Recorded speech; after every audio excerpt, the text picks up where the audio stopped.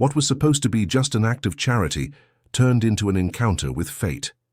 "Are you my dad?" the little girl whispered, her eyes filled with hope. And in that moment, he realized he needed to be more than just a big name. He needed to be present. If you like this story, don't forget to subscribe to our channel and tell us what city you're watching from. Now, on with the story. Ryan Anderson watched the New York City landscape through the armored window of his luxury sedan. The immense skyscrapers, the chaotic traffic, the people rushing from one place to another. It all seemed so distant, so small from his vantage point. At 35, he was at the helm of one of the largest corporate empires in the country, inherited from a father who was rarely present and whose only legacy was numbers in bank accounts and a last name that opened every door. Ryan had learned early on that feelings were a dangerous luxury and that showing weakness was the quickest path to destruction. His hand moved unconsciously to his chest, touching the silver locket he never took off, which rested over his white linen shirt. 5 years. 5 years since Helen had left, taking with her the only part of him that still knew how to feel. He closed his eyes for a moment, allowing himself to remember her smile, the way her brown hair danced in the wind when they walked together down Fifth Avenue on Sundays. Helen had been different from all the women who circulated in his world of appearances. She was a teacher, lived in a simple apartment in Queens, took the subway every day and wasn't impressed by dinners at expensive restaurants or international trips. What had impressed her about him was precisely what no one else saw: the man behind the fortune, the human being hidden under layers of protection. But their world had never accepted that union. The Anderson family had different plans for the heir, and Helen didn't fit into those plans. Ryan remembered the heated arguments with his uncle Marcus, the 60-year-old man who managed the family business and saw feelings as threats to their assets. He remembered the pressure, the disapproving looks at formal dinners, the malicious comments that reached Helen. And then she had simply vanished. One day she was there, laughing at his lame jokes, and the next she was gone without a trace. Ryan had searched for her for months, hired private investigators, turned the whole city upside down. When he finally found her, it was too late. A news story in the paper, a small blurb about an incident that had taken the life of a young teacher. No details, no explanation, just the certainty that she was gone forever. Since then, Ryan had thrown himself even deeper into his work. Endless meetings, constant travel, company acquisitions, mergers, multi-million-dollar deals. Anything to avoid thinking, to avoid feeling. His penthouse apartment on the Upper East Side was a museum of empty luxury, a place he only used for a few hours of sleep before returning to the office. The impeccable white walls, the imported designer furniture, the panoramic view of the illuminated city, everything perfect, everything cold, everything lifeless. There were rooms he never used, a gourmet kitchen where no one cooked, a living room where no one laughed. The silence there was absolute, broken only by the discreet hum of the air conditioning and the echo of his own footsteps on the Italian marble. He had no friends, only business partners. He had no family, only heirs waiting for their turn. His Uncle Marcus, his gold-digging cousins, the distant relatives who only showed up when they needed something. He had no life, only an existence marked by spreadsheets, reports, conferences in five-star hotels around the world, and meetings where everyone agreed with everything he said. Not out of respect, but out of self-interest. Ryan knew this. He had learned early on to distinguish genuine admiration from calculated flattery, and over time he had also learned not to care about the difference. The idea of visiting the orphanage had come up unexpectedly during a meeting with the company's corporate social responsibility team. Someone had mentioned the importance of social projects to improve the corporate image, strengthen the brand in the market, and demonstrate a commitment to the community, and Ryan had heard himself say he would pay a personal visit. He didn't know exactly why he had agreed. Maybe it was the exhaustion of living in a bubble, or maybe a small, nearly suffocated part of him was still searching for some purpose beyond the numbers on a spreadsheet. The car parked in front of an old building in the Bronx. Hope House Children's Home wasn't the kind of place Ryan frequented. The facade needed a fresh coat of paint. The iron gate creaked as it opened, and the small garden at the entrance was filled with makeshift toys made from recycled materials. He stepped out of the vehicle, adjusting his dark grey suit jacket, feeling out of place in a setting so different from his universe of glass and steel. Frank, his executive assistant, a 40-year-old man who had been with him for a decade, walked by his side. He was the one who organized Ryan's life, who screened his calls, who kept people at the necessary distance. Frank knew every detail of his boss's routine, every mannerism, every silence laden with meaning. Inside the orphanage, the contrast was even starker. The walls were covered with children's drawings made with crayons and finger paint, clumsy lines forming smiling families, houses with chimneys, giant yellow suns, and multicolored rainbows. The smell of home-cooked food wafted from the kitchen, a hearty stew simmering in large pots, a comforting aroma that reminded him of real homes, not sophisticated restaurants. Children's voices echoed through the hallways, a mix of joyful shouts, contagious laughter, and excited chatter about toys and games. A woman of about 50, with grey hair tied in a bun and a genuine smile, came to meet them. She was Mrs. Miller, the director of the home, who had dedicated the last 20 years of her life to caring for abandoned children. Her face had wrinkles that told stories of worry, but also of joy. Her eyes shone with the determination of someone who had chosen a purpose greater than herself.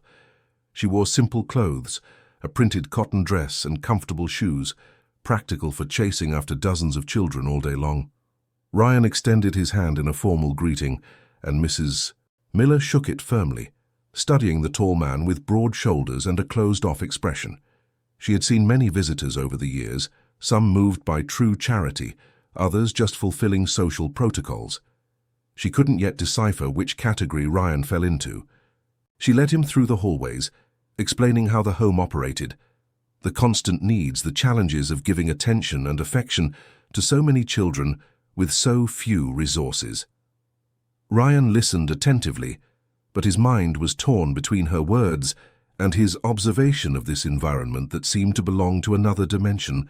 When they reached the inner courtyard where the children were playing after lunch, Ryan felt a strange tightness in his chest. There were so many of them, of all ages, running, laughing, fighting over toys, hugging, arguing, and making up a minute later. Life, pulsating in its purest and most uncomplicated form. Some approached him curiously, asking who he was, where he came from, if he had candy in his pockets. Frank kept them at a respectful distance, but Ryan found himself amused by their spontaneity. That's when he saw her. In the corner of the courtyard, sitting alone on a small wooden bench, was a little girl who wasn't part of the general commotion. She was 5 at most, wearing a simple floral cotton dress, her light brown hair in 2 little braids. What caught Ryan's attention most was her gaze. While the other children were lost in the euphoria of play, this little girl just watched, as if she were always on the outside, always on the fringes of everything. Mrs. Miller noticed his gaze. "Sophia," she said softly. The girl had arrived at the home 4 years ago, found in a delicate situation that no one liked to detail. They had no information about her family, no documents other than a basic birth certificate. She was a quiet child, too polite for her age, who rarely cried or asked for attention. Sometimes, Mrs. Miller confessed, that quietness is more worrying than the other children's tears. Ryan felt an inexplicable curiosity. He excused himself and walked over to the bench. The girl looked up as he approached, her deep brown eyes seeming to hold questions that children shouldn't have to ask. "May I sit here?" he asked, gesturing to the empty space beside her. Sophia nodded, a light, gentle movement. Ryan sat down, feeling awkward in that position, with his expensive suit jacket on his shoulders and his Italian leather shoes on the cracked concrete floor. "You don't want to play with the others?" he asked, trying to sound natural. "Sometimes I play," she answered in a soft, clear voice, "but I like to sit here and think too." "Think about what?" "Lots of things. What the world is like out there. If there are people who travel to faraway places, if snow is real like in the movies, and if people who go away ever come back." The last sentence hit Ryan like a gut punch. He knew that waiting, that stubborn hope that insists on believing the absent can return. "Do you have someone who went away?" he asked carefully. "My mommy," Sophia said simply. Mrs. Miller says she had to go to a place where I can't go yet, but one day I'm going to find her again. Ryan swallowed hard. He wanted to say something comforting, but the words failed him. Instead, he let the silence fill the space between them. It was a strange silence, not uncomfortable, just heavy with unspoken meanings. "Are you important?" Sophia asked suddenly. "Everyone acted different when you got here." Ryan almost laughed at the brutal honesty of the question. "People say I am," he replied, "but I'm not sure what that means." "I don't know what being important is either," she said, "but I think it must be good, because then people don't forget you." That simple statement struck a part of Ryan he had kept locked away for years. He looked at the little girl, really looked at her for the first time, seeing beyond her appearance. He saw in her a loneliness he recognized, a kind of abandonment that hurt without making a sound. They talked for almost an hour. Sophia asked questions about his life with a genuine curiosity that no one had shown him in a long time. She wanted to know if it was true that planes flew higher than the clouds, if people in other countries spoke different languages, if he had ever seen the ocean up close. Ryan found himself answering with unusual honesty, describing details he would normally consider trivial. He talked about his travels, his work, about how the city from the top of the skyscrapers looked like an anthill where everyone followed their own path without noticing the whole. He talked about meetings in rooms with enormous tables, about decisions that changed the course of entire companies, about the responsibility of carrying a last name that weighed like armor. Sophia listened intently, absorbing every word as if they were rare treasures kept in secret vaults. Her eyes sparkled when he mentioned distant places, and she made surprisingly insightful comments for someone so young. She said it must be lonely to always be so high up, far from other people. She said that important decisions must be scary, because when you make a mistake, you hurt more people. Ryan was surprised by her precocious wisdom, by her ability to grasp nuances that adults rarely caught. At one point, Sophia's gaze fell on the necklace Ryan was wearing. She pointed timidly. "What's that?" she asked. Ryan instinctively brought his hand to the locket, the object that was both his prison and his refuge. "It's a memory," he said, "of someone very special." "Can I see?" she asked with a sweetness that could disarm any defense. Ryan hesitated. No one had seen the contents of that locket in 5 years. It was his secret, his private pain. But something in the innocence of her request, something in the way Sophia looked at him without judgment, made him yield. With trembling fingers, he opened the small silver locket. Inside was a small photo, slightly faded with time. Helen was smiling in the picture, her hair loose in the wind, her eyes shining with that light only she had. Ryan felt a tightness in his chest every time he looked at that photo, but he also felt it was the only way to keep her alive somewhere. Sophia leaned in to get a better look, and then something extraordinary happened. Her little face went pale, her eyes widened, and she brought a trembling hand to her mouth. A muffled sound escaped her, something between surprise and recognition. Ryan frowned, confused by her reaction. "That's my mommy," Sophia said in a whisper that sounded more like a divine revelation. Ryan felt the world spin. "What do you mean, your mommy?" he asked, trying to keep his voice calm while his heart raced uncontrollably. "It's her," Sophia insisted, her eyes fixed on the photo. "I remember. I was really little, but I remember her face, the way she looked at me. It's my mommy." The ground seemed to disappear from under Ryan's feet. He looked at the photo, then at the girl, then back at the photo. Impossible. It was impossible. Helen didn't have any children. He would have known, she would have told him. But then, why did this child recognize the photo with such certainty? Why did those brown eyes seem so familiar now that he was paying attention? "It must just be a resemblance," he said, more to himself than to her. "Sometimes people look alike." But Sophia didn't take her eyes off the photo, as if mesmerized. And then she asked the question that would change everything, the question that would open a door Ryan didn't know existed. "If she's your special memory, and she's my mommy," she said with the impeccable logic of a child, "does that mean you're my daddy?" Ryan couldn't answer. The words were stuck in his throat, the air left his lungs, and everything around him seemed to shift into slow motion. Frank, who had been watching from a distance, noticed the change and approached quickly, but Ryan gestured for him to stop. He looked at Sophia, really looked. The shape of her face, the curve of her nose, her deep eyes, and for the first time in 5 years, Ryan Anderson allowed an impossible possibility to enter his mind. What if Helen had a secret? What if she had left not by choice, but out of necessity? And what if this child, sitting here beside him, was the piece of him and Helen that fate was insisting on bringing together? Their conversation continued, but Ryan was no longer fully present. His mind was racing in 1,000 different directions, searching for memories, looking for signs, trying to fit together pieces of a puzzle he didn't even know existed.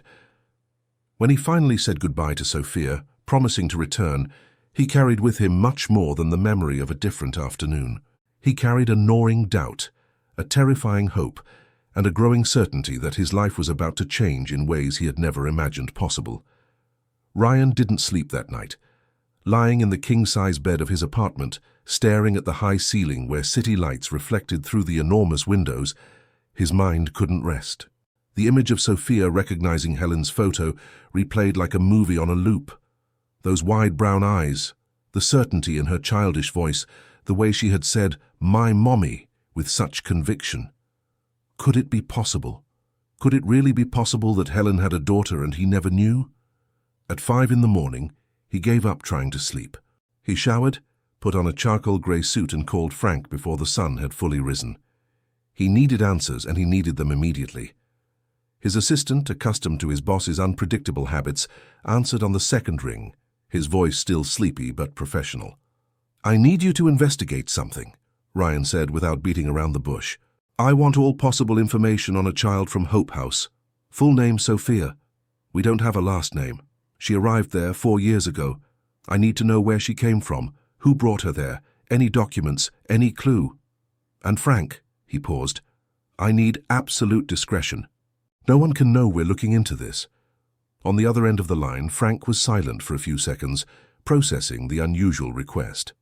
"Understood, Mr. Anderson. I'll start immediately. May I ask the reason for the investigation?" Ryan hesitated. Frank was loyal, had worked with him for 10 years, knew his secrets and had never revealed them. But this was different.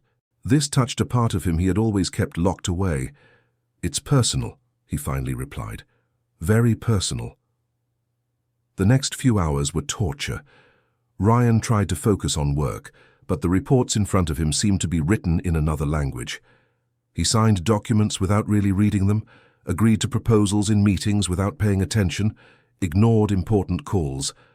His secretary, Christine, an efficient woman in her 40s who had managed his schedule for years, noticed something was different, but knew when not to ask questions. Around 11 in the morning, Frank entered the office carrying a discreet folder. His face had a serious expression that Ryan knew well.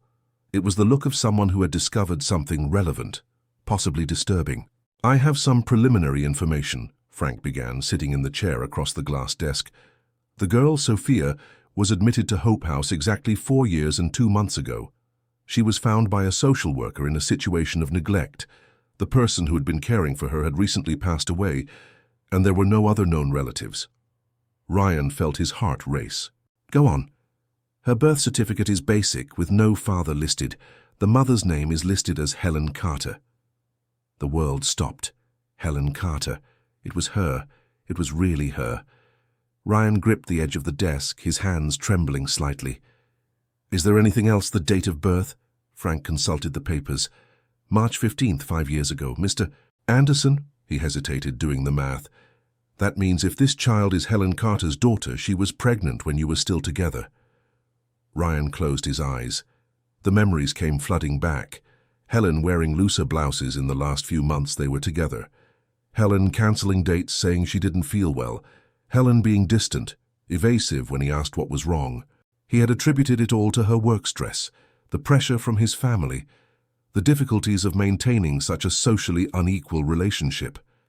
Never, not for a second, had he imagined she could be carrying his child. "Why didn't she tell me?" Ryan whispered, more to himself than to Frank. "Why didn't she just tell me?" Frank remained respectfully silent, allowing his boss to process the information.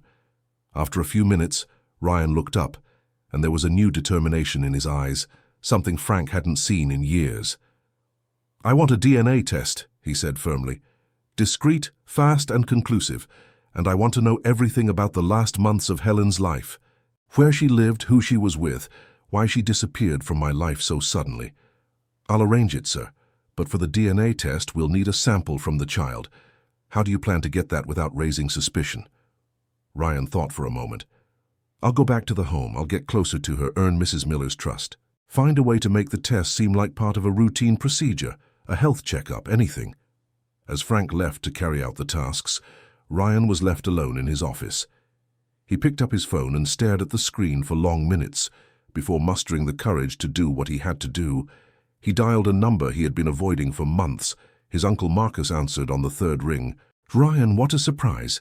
I thought you'd forgotten I still have a phone number." His uncle's voice was laced with sarcasm. Marcus Anderson was 60, with perfectly coiffed grey hair and a suit that probably cost more than an entire family's annual salary. He was Ryan's father's younger brother and had taken over the business when the patriarch passed away. Technically, Ryan owned everything, but Marcus had always acted as if he were the one truly running the empire.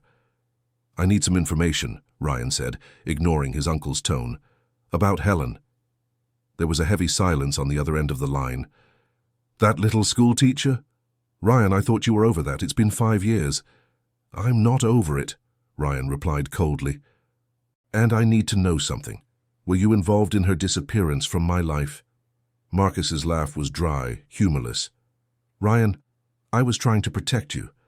That woman wasn't right for you. She lived in a tiny apartment, took public transportation, had no relevant social connections. Imagine the scandal if you had made it official." "You didn't answer my question," Ryan insisted, his voice low but dangerous. "Did you do something to drive her away from me?" Another silence. Then Marcus sighed. "I had a frank conversation with her, yes. I explained the reality of the situation. I offered her a generous financial compensation to quietly step away. She refused. Said she'd rather disappear on her own than take money for love. It was her choice, Ryan, not mine." Ryan felt rage rise like molten lava. "You had no right. You had no right to interfere." "I had a duty to protect the family's assets," Marcus retorted, his voice hardening. "And I still do. Whatever you're planning, I hope it's sensible. We can't afford any scandals, especially now that we're negotiating the merger with the Taylor Group." Ryan hung up without saying goodbye. The anger pulsed in his temples, but with it came a new clarity. Marcus had driven Helen away. He had used his power, his influence, his poisoned words to destroy the only real relationship Ryan had ever had. And now, 5 years later, Ryan was discovering that their interrupted love had created a life, a child who had grown up without a father, without knowing where she came from. In the following days, Ryan returned to Hope House, this time without Frank, without a driver, driving his own car in an attempt to seem less intimidating. Mrs. Miller received him with surprise, but also with silent approval. Few wealthy men returned after the first formal visit. "I wanted to see how I can help," Ryan said, and it wasn't a lie. "I'm thinking of making regular donations, maybe setting up a fund for improvements at the home, but I'd like to get to know the children's reality better first." Mrs. Miller guided him again, this time showing him the cramped rooms where 4 or 5 children slept in each, the kitchen where they prepared meals for 40 mouths on a tight budget, the makeshift study hall where volunteers gave tutoring lessons. Ryan took it all in, but his eyes were searching for one specific person. He found Sophia on the same bench in the courtyard, drawing with crayons on a crumpled piece of paper. She looked up as he approached, and a shy smile lit up her face. "You came back," she said, as if she couldn't quite believe it. "I promised I would," Ryan replied, sitting next to her. "Can I see what you're drawing?" Sophia showed him the drawing. It was a simple house with square windows, a red door and a huge sun in the corner of the page. In front of the house, 2 stick figures held hands. "A mommy and a daughter," she explained. "It's how I imagine it would be if she were here." Ryan felt a lump in his throat. "And what do you think it would be like?" She thought for a moment. An orange crayon paused in mid-air. "I think we do things together. Cook, watch movies, talk before bed. The other kids here say that's what moms do, and she'd probably teach me important things, like how to be strong when things are hard. You're already strong, Ryan said softly. Stronger than you know. In their subsequent meetings, which became more frequent, Ryan began to truly know Sophia. He discovered she loved adventure stories, especially those with pirates and hidden treasure, that she was afraid of thunder, but pretended to be brave so as not to worry the other children, that she dreamed of one day seeing the ocean and feeling the sand between her toes. He discovered she was kind to the younger children, helping them tie their shoes and wiping their tears when they cried for something they never had. He discovered she shared her few belongings without complaint, even when it meant having nothing for herself, and that she had an old notebook with yellowed pages where she drew places she wanted to visit: beaches, mountains, cities with tall buildings. During one of these visits, Ryan brought an illustrated children's storybook, an expensive volume with a hardcover and glossy pages. Sophia held the book as if it were the greatest treasure in the world, gently running her fingers over the colorful illustrations, afraid of damaging something so beautiful. Ryan sat next to her on the courtyard bench and began to read aloud, something he had never imagined doing in his life. The other children gathered around, forming a semicircle, all mesmerized by the story, and his deep voice narrating adventures in faraway kingdoms. When he finished reading, Sophia hugged him. It was a simple, spontaneous, innocent hug. But for Ryan, it was as if all the broken pieces inside him were starting to fit back together. He froze for a second, unsure how to respond, until his arms finally moved and he returned the hug, feeling the smallness of her fragile body against his chest. And in that moment, Ryan knew, with absolute certainty, this was his daughter. He knew it not just in his head, but in the heart he thought had died 5 years ago. The DNA test results arrived on a rainy Thursday afternoon. Frank entered the office with the expression of someone carrying life-altering truths. He handed over the sealed envelope without a word, and Ryan opened it with hands that tried not to tremble. Probability of paternity, 99.9%. Ryan read and reread that line several times, as if the words could change their meaning. Then he let the paper fall onto the desk and covered his face with his hands. Frank stood there, a silent witness to a moment that divided Ryan's life into before and after. When he could finally speak, Ryan's voice was hoarse. "She's my daughter, Frank. Sophia is my daughter. Helen was pregnant and I didn't know. She went through it all alone, had the baby alone, raised our daughter alone until she couldn't anymore, and I wasn't there. I wasn't there when she needed me." The weight of the guilt was crushing, but with it came something new, something Ryan hadn't felt in a long time. Purpose. He had a daughter, a beautiful, intelligent, resilient little girl who was half him and half Helen. A second chance to do something right, to be someone other than a cold-hearted businessman. But the joy of the discovery was short-lived. That same evening, Ryan received a call from Marcus. His uncle's tone was different, somewhere between concern and threat. "I heard you've been making frequent visits to an orphanage," Marcus said without preamble. "I hope you're not thinking of doing anything foolish." "How did you find out?" Ryan asked coldly.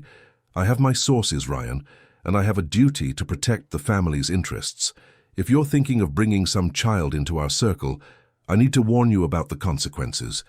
Issues of inheritance, legitimacy, public image. It would be chaos." Ryan felt the old anger resurface, but now it was accompanied by a new strength. "I'm not going to let you interfere again, Uncle. You destroyed my chance at happiness once. You won't destroy it again." "I'm not the one who destroys, Ryan," Marcus retorted. "I'm the one who protects. And if you're not sensible, I'll have to take measures to ensure this situation doesn't get out of control." The veiled threat hung in the air like a dark cloud. Ryan hung up the phone and stared at the city lights through the window. He had a daughter who deserved to know the truth, who deserved to have a father, who deserved everything he hadn't had growing up. But to give her that, he would have to face his own family, challenge power structures established for decades, and risk the empire he had spent years building. And you? What would you do in Ryan's place? Would you confront your entire family and risk everything for a daughter you just discovered? Or would you try to handle the situation more cautiously, even knowing it might mean more time away from Sophia? Let us know in the comments. That same night, Ryan had a dream. Or was it a memory? He saw a pregnant Helen sitting on a park bench, her hands protectively cradling her slightly rounded belly. She was crying silently, looking at her phone as if waiting for a call that would never come. In the dream, Ryan tried to get closer, to tell her he was there, that he would never abandon her, but an invisible wall separated them. She couldn't see him, couldn't hear him. And then the image dissolved, transforming into Sophia, alone at the orphanage, asking Mrs. Miller if anyone would ever come for her. He woke up in a sweat, his heart racing, with the absolute certainty that he couldn't waste any more time. Helen had already paid the price for Marcus's interference. Sophia had already spent years not knowing who her father was. There would be no more waiting, no more hesitation. It was time to act, regardless of the consequences. And for the first time in a long time, Ryan discovered he was willing to risk it all. Because Sophia wasn't just a child in an orphanage. She was his blood, his future, his redemption. She was living proof that the love between him and Helen had been real, had created something precious, something that deserved to be protected at any cost. The next morning, Ryan woke up with a plan formed in his mind. It wouldn't be easy, and it certainly wouldn't be quick, but he would do whatever it took to bring Sophia home. To the home she deserved, filled with love, security, and presence. A home where she would never again have to wonder if someone was coming back for her. But as Ryan made this decision, opposing forces were already moving in the shadows. Marcus was not a man who accepted defeat, and he had enough resources to make Ryan's life very complicated. He was already making calls, talking to lawyers, studying ways to question the paternity, to obstruct any adoption process, to use the Anderson family machine to keep that child exactly where she was, away from the inheritance, away from the last name, away from everything. The battle ahead would be intense and the price could be high, but Ryan was ready. For the first time in 5 years, he had something worth fighting for. He had a reason to wake up in the morning that went beyond spreadsheets and meetings. He had a daughter to rescue, a truth to reveal, and a love to honor, however late. And nothing, absolutely nothing, would stop him from completing this mission. The following days were marked by an urgency Ryan had never felt, not even in the most critical business deals. He woke before dawn, reviewing legal documents on adoption processes, studying every detail of state law, consulting the best family law attorneys in the country. But no matter how much he prepared on the legal front, he knew the real battle would be fought on another territory, the emotional one. Frank brought news from the investigation into Helen's past. He had found an old neighbor of hers, Mrs. Lucy, a 70-year-old woman who lived in the same simple apartment building in Queens where Helen had lived. The woman had agreed to talk, and Ryan went there on a Tuesday afternoon, without telling his family, without security, just him and Frank in the car. The neighborhood was a world away from Ryan's. Narrow streets, houses packed together, kids playing ball in the street, the smell of home cooking wafting from open windows, neighbors chatting on their stoops. Here no one knew who he was. No one bowed to his last name. It was strangely liberating. Mrs. Lucy welcomed them into a small but impeccably clean apartment, with old furniture and family photos on the time-yellowed walls. It smelled of lavender and fresh coffee. She served freshly brewed coffee from a drip machine and homemade shortbread cookies that crumbled in his mouth. Ryan noticed her hands trembled slightly as she served, not from nervousness, but from the weight of her years. She studied Ryan with shrewd eyes that saw beyond appearances, beyond the expensive suit and Italian leather shoes. She saw the man behind the tycoon, the lost son behind the heir.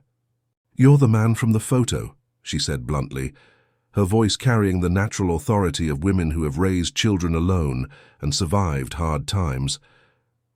"Helen had a picture of you tucked away in a little wooden box, along with some old notes and a scarf she said smelled like you. She never showed it to anyone, but I saw it once when I was helping her tidy up after she got too weak. She was sick, you know, very sick, and too alone for someone carrying so much pain." Ryan felt his chest tighten. "Sick how?" Mrs. Lucy sighed, stirring her coffee slowly.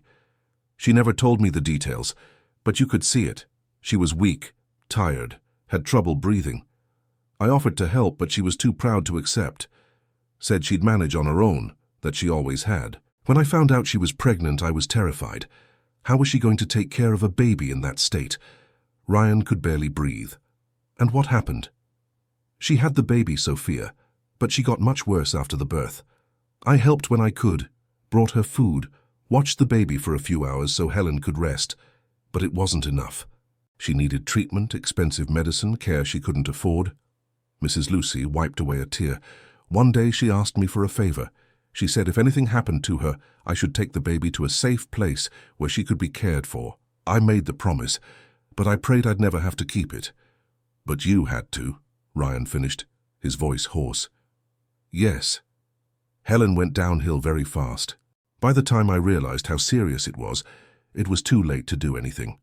She passed, and I was left with a baby girl just a few months old. I couldn't raise her. My social security barely covered my own expenses. So I contacted social services.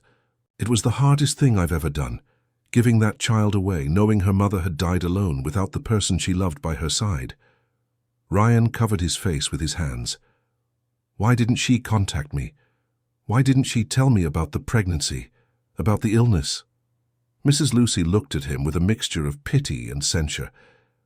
She said she tried, said she called several times, sent messages, even went to your office once, but she could never get through to you. There was always someone blocking her, saying you were busy, that you didn't want to be disturbed. She got the message. She thought you had moved on, that you wanted nothing more to do with her. The guilt hit Ryan like a punch to the gut. Marcus. It had been Marcus, screening the calls, blocking the contacts, building a wall between them. And Helen, proud and sick, had interpreted the silence as rejection. She had died thinking he didn't care, that he had abandoned her. She loved you very much, you know, Mrs. Lucy continued softly. She talked about you until the very end, said you were a good man trapped in a bad world, that she hoped one day you'd find the happiness you deserved, and she made a point of saying that the baby had your eyes, your serious way of looking at things. Ryan couldn't hold back the tears. It was 5 years of repressed pain, of accumulated guilt, of lost opportunities. Frank discreetly looked away, giving him privacy in his moment of vulnerability. When he finally managed to compose himself, Ryan took Mrs. Lucy's wrinkled hand. Thank you for taking care of her, for taking care of both of them. I wasn't there when I should have been, but I'm going to fix it now. I'm going to bring my daughter home. I'm going to give her everything Helen wanted her to have. Mrs. Lucy squeezed his hand back. She deserves it, that little girl. She deserves a real father, not just a name on a piece of paper. I hope you're ready for that, because being a father is about much more than providing material comfort.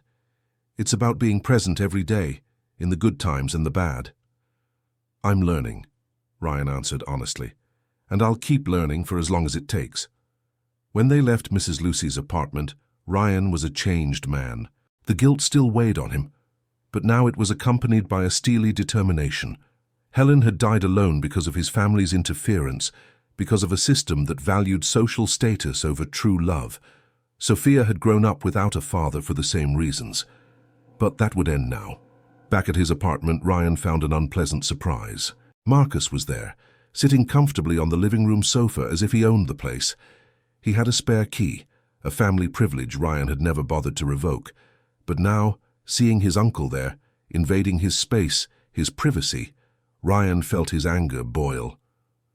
I need to talk to you, Marcus said, his voice calm but his gaze hard. It's about this situation with the child from the orphanage. Her name is Sophia, Ryan corrected coldly, and she's not a situation. She's my daughter. Marcus stood up, adjusting his impeccable suit. Ryan, you're being irrational. You did a DNA test without thinking of the consequences. You're getting emotionally involved with a child who could bring enormous problems to this family. Think about it. Inheritance issues, legal disputes, the press digging into the past, revealing sordid details about hidden relationships. Do you really want to expose us all to that? I don't care about public opinion, Ryan retorted. I don't care about inheritance disputes. Sophia is my daughter, and I'm going to acknowledge her publicly with all the consequences. Marcus sighed as if dealing with a stubborn child. You don't understand what's at stake. The merger with the Taylor Group is in its final stages. They're conservative, traditional, they value a picture-perfect family image. If they find out you have an illegitimate daughter raised in an orphanage, they could call the whole thing off. We're talking about billions of dollars, Ryan. Billions that secure the future of the company, of the employees, of everyone who depends on us. And while I'm securing everyone else's future, I'm supposed to forget my own daughter. Ryan took a step toward his uncle, his voice low but charged with menace. While I'm protecting the family's image, I let a 5-year-old girl grow up without a father, repeating the cycle that destroyed us. No, Uncle Marcus, not this time. You're making a mistake, Marcus warned, and by the time you realize it, it may be too late to turn back. I've already made the mistake, Ryan answered. I made it when I let you and this whole rotten structure interfere in my life, in my relationship, in my love. I won't make it again. Marcus walked to the door, but before leaving, he turned one last time. I will do what's necessary to protect this family, Ryan, with or without your cooperation. Remember that. When his uncle left, Ryan sat down heavily on the sofa. He knew Marcus didn't make empty threats. He had power, connections, resources to create obstacles that would make the process of claiming Sophia extremely difficult. But Ryan had something Marcus didn't: the truth, the right to be a father, and a love that, though late, was genuine. The next day, Ryan returned to Hope House. This time he requested a private meeting with Mrs. Miller. They sat in her small office, a cramped room filled with papers, forms, and photos of children who had passed through the home. I need to tell you something, Ryan began. And then he told her everything. About Helen, about their relationship, about his family's interference, about the DNA test, about the discovery that Sophia was his daughter. Mrs. Miller listened in silence, her face shifting through various expressions: surprise, understanding, concern. When he finished, she was quiet for a long moment. Then she sighed deeply. I knew there was something special between you two. The way she looked at you, the way you looked at her. It was different from other visitors. But this complicates things, Ryan. I know, he admitted, but I want to do the right thing. I want to acknowledge Sophia as my daughter, give her my name, my protection. I want her to leave here and come live with me, to have everything she deserves. And are you prepared to be a father? Mrs. Miller asked, her eyes fixed on him. Because it's not about giving her material things. Sophia needs presence, attention, someone to be there when she wakes up from a nightmare, when she has questions, when she simply needs a hug. Can you be that person? I'll learn, Ryan said with conviction. I know I wasn't prepared for this, that my own childhood was devoid of affection.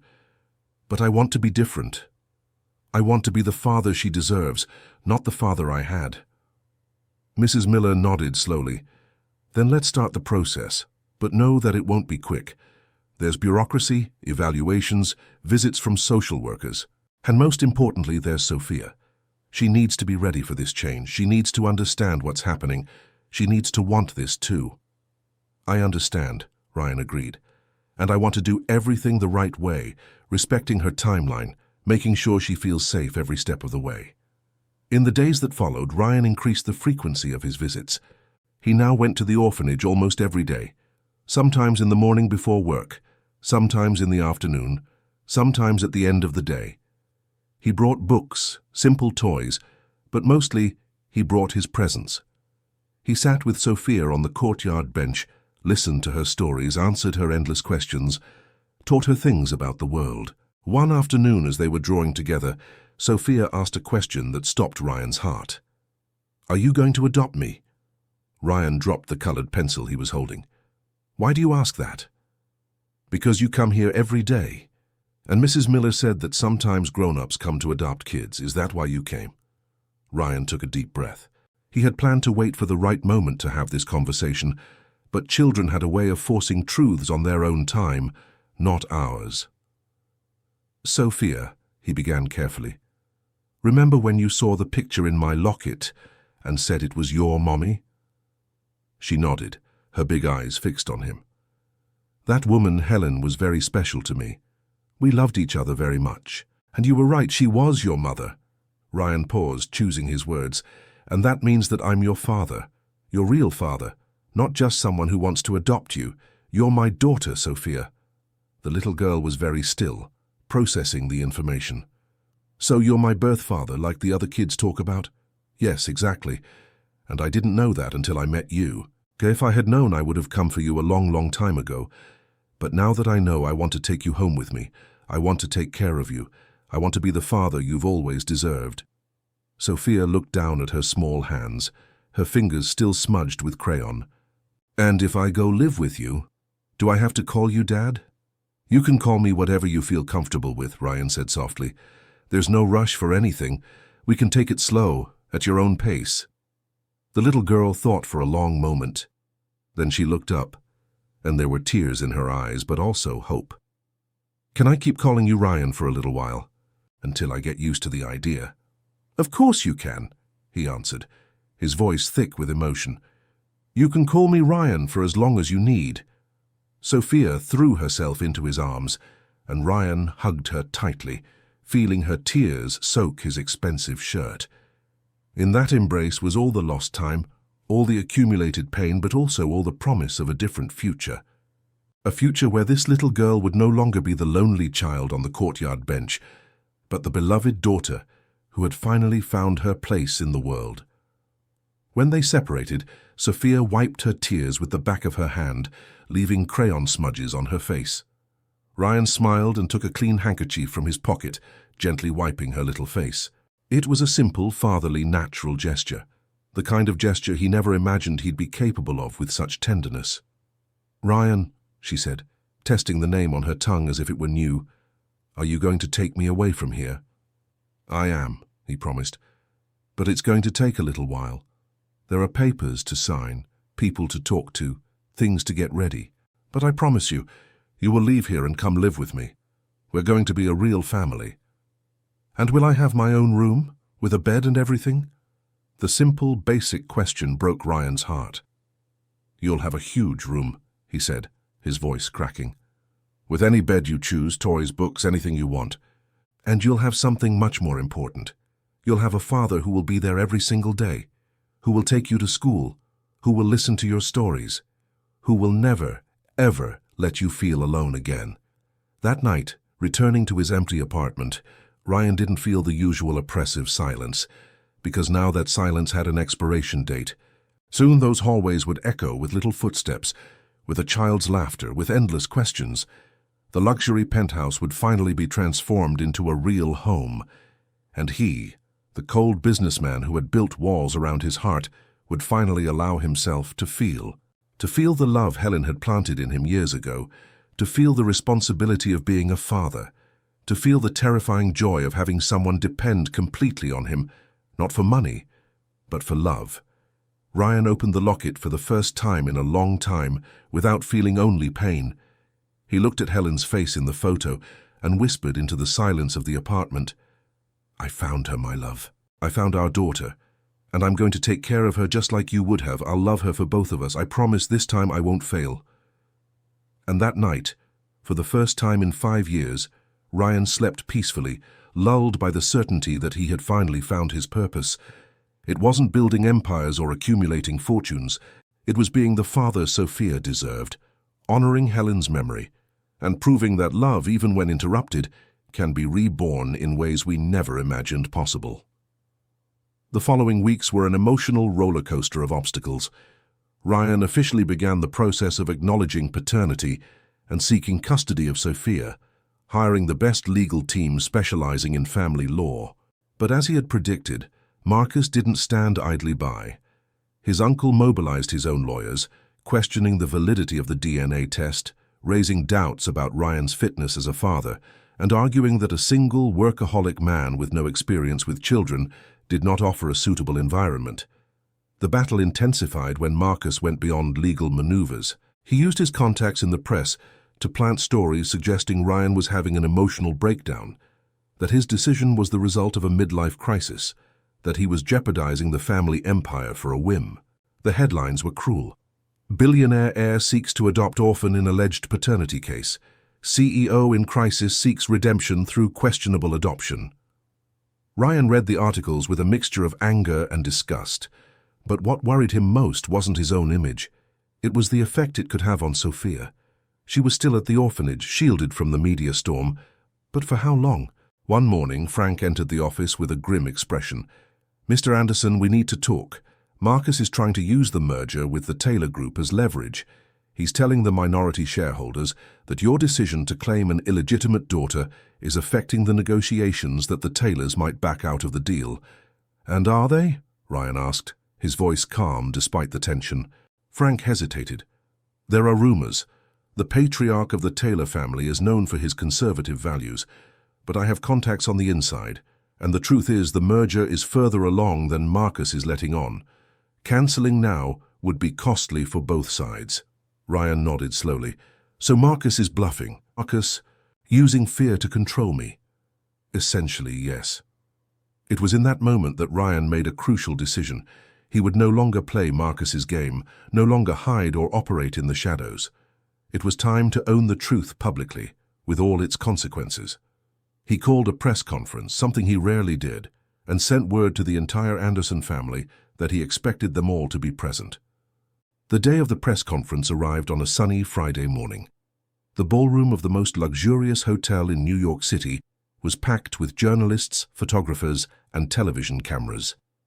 The Anderson family occupied the front row, Marcus with a grim expression, the cousins with their curious husbands, distant relatives who rarely showed up. All of them wanted to know what the heir had to say that warranted such a spectacle. Ryan took the stage wearing an impeccable grey suit, but no tie. It was a deliberate choice, a signal that he was there not as the company's CEO, but as a man about to reveal his truth. He took a deep breath and began. "Good morning, everyone. I've called this press conference because there's a story that needs to be told, and it needs to be told by me in my own words, without distortion or speculation." He paused, looking directly at the cameras. 5 years ago, I lost the woman I loved. Helen Carter was a teacher. She lived in Queens, and she was the most genuine person I have ever known. Our relationship was kept secret because my family did not approve. She didn't come from my world, didn't have the right connections, the right last name. Ryan saw Marcus shift uncomfortably in his seat, but he continued, relentless. "What I didn't know, what no one told me, was that Helen was pregnant when she disappeared from my life. She tried to contact me, but she was prevented by people who thought they knew what was best for me." His voice hardened. "People who valued money more than love, image more than truth. Helen raised our daughter alone, while battling an illness that ultimately took her life. When she passed, our daughter was only a few months old. She was taken to Hope House Children's Home, where she grew up not knowing who her father was, not knowing she had a family, not knowing she was loved, even before she was born." The room was completely silent. Ryan could hear the clicks of cameras, the whir of recorders, but not a single voice. "A few weeks ago, fate led me to that orphanage, and there, in a coincidence some might call a miracle, I found my daughter. Sophia is 5 years old. She has brown eyes that are just like her mother's, and a pure heart that deserved so much more than what life has given her so far. I took a DNA test. She is my daughter. This is not speculation. It is not an emotional crisis. It is not a whim. It is a fact. It is the truth. It is justice long overdue." Ryan looked directly at Marcus. "And I will legally acknowledge her, give her my name, my protection, and my love. I will bring her home where she always should have been." A journalist raised a hand. "Mr. Anderson, some say this decision could affect your business, especially the merger with the Taylor Group." Ryan smiled, but it was a humorless smile. "If the Taylor Group or any other business partner values appearances more than character, then they are not partners I want. My daughter is not a problem to be hidden. She is a blessing to be celebrated. And any person or company that cannot understand that does not deserve to be a part of my world." "And your family, Mr. Anderson?" another journalist asked. "Do they support your decision?" Ryan looked at the front row. "My family will have to decide what they value more, the blood that unites us or the money that divides us. But regardless of their choice, mine is already made. Sophia is my priority now. Everything else comes second." After the press conference, while journalists were still processing the bombshell statements, Marcus intercepted him backstage. "You just destroyed years of work," he said, his voice trembling with contained rage. "The merger might not happen. The shareholders will question your leadership. The press is going to have a field day with our family." "So be it," Ryan replied calmly. "I spent 5 years building an empty empire, Uncle. 5 years accumulating money that didn't make me happy, power that didn't complete me, success that meant nothing. Today, for the first time since Helen left, I feel like I'm doing something that actually matters." "You're a romantic fool," Marcus spat the words, "just like your father." Ryan smiled, and this time the smile was genuine. "If my father loved someone with the intensity I'm learning to love my daughter, then he was a wiser man than I ever gave him credit for." In the following days, the fallout was enormous. The story of Ryan and Sophia dominated the news, dividing opinions. Some called him irresponsible, others courageous. But what mattered to Ryan was a phone call he received 3 days after the press conference. It was Edward Taylor himself, the patriarch of the family they were negotiating the merger with. His voice was deep, measured. "Mr. Anderson, I watched your interview. I must admit I was surprised by your candor. Most men in your position would have hidden it, denied it, manipulated the narrative." "I'm not most men," Ryan replied simply. "I see that," Taylor said. "And you know what else I see? That a man capable of publicly claiming his daughter, of standing up to his own family on a matter of principle, is exactly the kind of man I want to do business with. The merger is on, Mr. Anderson, with my full support." Ryan felt a weight lift from his shoulders. Not that the merger mattered as much as Sophia, but it meant he wouldn't have to sacrifice one for the other. He could have both, his daughter and the company that would secure her future. The legal process accelerated after the press conference. The public pressure, the irrefutable DNA test, and the support of Mrs. Miller smoothed the way. 2 months after that first meeting at the orphanage, Ryan received the call that would change everything. "Mr. Anderson," the social worker said on the other end of the line, "everything has been approved. You can pick up Sophia at any time." Ryan hung up the phone and stood in the middle of his office, his hands shaking, his heart pounding. It was real. It was finally real. He was bringing his daughter home. He spent the next few days transforming the apartment. He hired a decorator who specialized in children's rooms, but made sure to be part of every decision. Sophia's room would be the one with the best view of the city, with enormous windows that let in the sunlight. The walls were painted a soft sky blue, with white clouds drawn on the ceiling. A canopy bed with white tulle, shelves full of books, a desk for drawing, carefully chosen toys. But the most special touch was a large frame on the wall, where Ryan placed a smiling photo of Helen. So Sophia would never forget the woman who gave her life. On the day he went to get Sophia, Ryan woke up earlier than ever. He wore casual clothes, jeans and a button-down shirt, none of his usual formal suits. He drove himself to Hope House, his hands sweating on the steering wheel, his heart beating like it never had in any business meeting. Mrs. Miller was waiting for him at the entrance with Sophia by her side. The little girl was wearing a new dress, simple but pretty, and clutching a small backpack with her belongings. When she saw Ryan, her face lit up. "Ryan," she said, and then corrected herself shyly. "Daddy?" The word hit Ryan like a lightning bolt. It was the first time she had called him that. He knelt in front of her, his eyes welling up. "Yes, Sophia. Daddy's here. Daddy came to take you home." She threw herself into his arms, and Ryan lifted her up, holding her tight against his chest.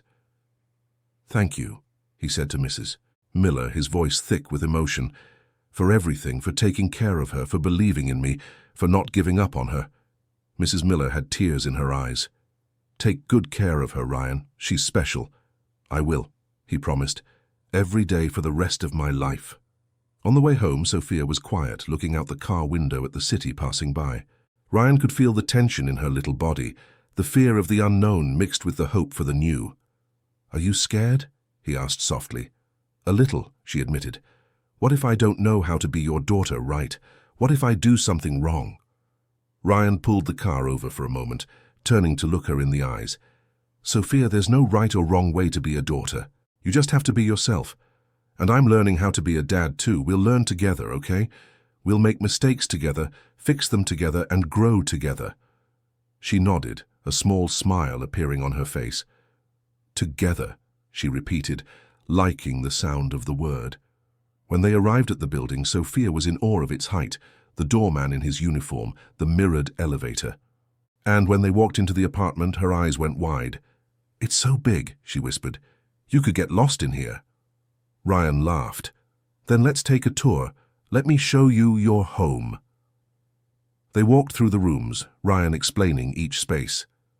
The enormous living room with its city view, the gourmet kitchen where they would learn to cook together, the office that would now have limited hours because Daddy needed time for his family. And then he opened the door to her room. Sophia walked in slowly, as if stepping on sacred ground. She touched the bed reverently, ran her fingers over the books on the shelves, looked at the toys still in their boxes, and then she saw the photo of Helen on the wall. She stopped, her eyes fixed on the image. "It's Mommy," she said quietly. "You put Mommy in here." "Of course I did." Ryan knelt beside her. "She's part of our story, Sophia. She loved you before you were even born. And that love is still alive in you, in me, in this home. She will always be with us." Sophia hugged Ryan tightly. "Thank you, Daddy. Thank you for finding me. Thank you for bringing me home." And in that moment, with his daughter in his arms, standing in the room that represented a new beginning, Ryan finally understood the meaning of being whole. It wasn't about having everything. It was about having what truly mattered. The following months were a period of adjustment. Ryan learned how to make braids, to read bedtime stories, to check under the bed for monsters. He learned that sometimes Sophia would wake up in the middle of the night, missing something she couldn't name, and that in those moments, all he needed to do was be there, holding her hand until she fell back asleep. He learned that being a father was about the small moments. Breakfast together, homework at the kitchen table, silly laughs while watching cartoons on a Sunday. Ryan's transformation was visible to everyone who knew him. The cold businessman gave way to a man who left work early so he wouldn't miss dinner with his daughter, who turned down long trips, who had photos of Sophia on his office desk. Frank once remarked that he had never seen his boss so light, so present, so human. Marcus eventually accepted the situation, not with joy, but with resignation. The merger went through as planned and the company prospered, but the relationship between uncle and nephew was never the same. Ryan maintained the minimum necessary professional contact, but made it clear that Marcus would never be a part of Sophia's life. A year after that first meeting at the orphanage, Ryan threw a small party at the apartment. It was Sophia's 6th birthday. Mrs. Lucy was there, emotional to see how the little girl had grown. Mrs. Miller was there too, proud to see her work fulfilled in a home full of love. Frank and Christine, now an extended part of the family, and Sophia, at the center of it all, wearing a birthday tiara she had picked out herself, smiling from ear to ear. When it was time to cut the cake, Ryan asked for quiet. "I'd like to make a toast," he said, raising a glass of grape juice as there was no alcohol at a child's party. "A year ago I was a lost man. I had everything in material terms, but nothing in terms of what really matters. And then I found you, Sophia, my daughter, my light, my second chance." He looked at her, his eyes shining. "You taught me that family isn't about blood or last names, though we have both. It's about being present, about loving unconditionally, about choosing every day to be better than you were yesterday. So thank you, my daughter. Thank you for finding me, for accepting me, for teaching me how to be a father. You are the greatest gift life could ever give me." Sophia ran to hug him, nearly knocking over the cake in the process. Everyone laughed, and Ryan picked her up, spinning her around the room as she giggled. It was the most beautiful sound he had ever heard. That night, after everyone had gone home and Sophia was asleep in her bed, Ryan went to her room. He stood in the doorway watching his daughter sleep peacefully, clutching a teddy bear. Then he went to Helen's photo on the wall and touched the glass gently. "We did it, my love," he whispered. "Our daughter is home. She's safe, loved, and happy. I know you're at peace now, knowing she has everything you wanted to give her. And I promise every day that I will honor your memory by being the father you wanted me to be." Ryan went back to his own room, but not before leaving the door ajar, just in case Sophia needed him during the night. It was a new habit, being available, being present. And it was the habit he was most proud of. The story of Ryan and Sophia wasn't about an impossible fairy tale ending. It was about possible new beginnings. It was about how true love always finds a way, even when interrupted by years of silence and pain. It was about how it's never too late to do the right thing, to take responsibility, to be the person someone needs you to be. And as New York City slept outside, in that apartment that had finally become a home, a father and a daughter slept in peace, united by a destiny that had insisted on weaving their lives together, proving that some love stories transcend even death, reborn in new forms in eternal connections, in families that choose to be a family every single day. Hey everyone, we hope the story of Ryan and Sophia touched your heart.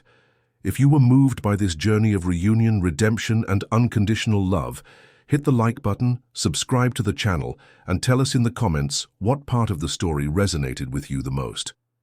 Was it Ryan's courage in facing his family, Sophia's sweet patience while waiting for a home, or Helen's love that remained alive even after she was gone? Every day we bring you intense stories like this one, revealing the deepest side of the human soul, the challenges of parenthood, the power of forgiveness, and the strength of new beginnings. We'll see you in the next episode with another narrative that will stir your emotions and make you reflect on what truly matters in life.